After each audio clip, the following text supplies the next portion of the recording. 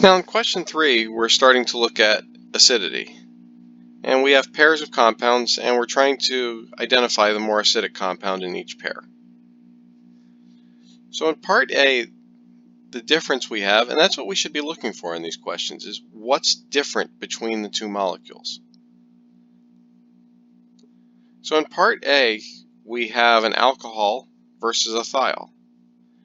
And so the only thing that's different is the oxygen from the sulfur. So what's going to be easier to break? Is it going to be the OH bond or the SH bond? Now, we know oxygen is more electronegative than sulfur. But the key here is if you look on the periodic table, we find oxygen directly above sulfur. And if you recall, the trend within a column is that as we go down a column, because the electrons are further from the nucleus, in general, bonds get weaker. And so if the SH bond is weaker than the OH bond, it means the SH bond is going to be easier to break. If it's easier to break, it's more willing to give up a proton, and therefore it's a stronger acid.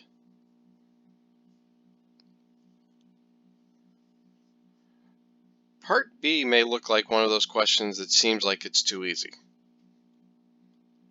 But sometimes questions are meant to be easy. All of the protons in the first molecule are on carbon. And with some very special exceptions, protons on carbon are not acidic. But the second molecule has a proton that's on nitrogen.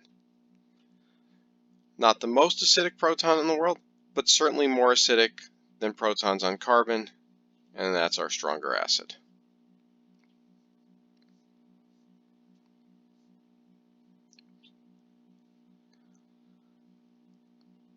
All right, part C.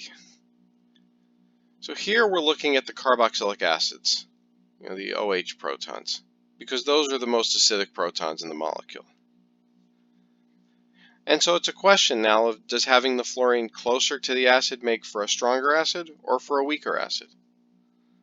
Well, we know fluorine is highly electronegative. Having an electronegative group near your acid makes it a stronger acid because inductively it helps to stabilize the conjugate base, and therefore having the fluorines next to the carboxylic acid will make for a stronger acid than having them one carbon away.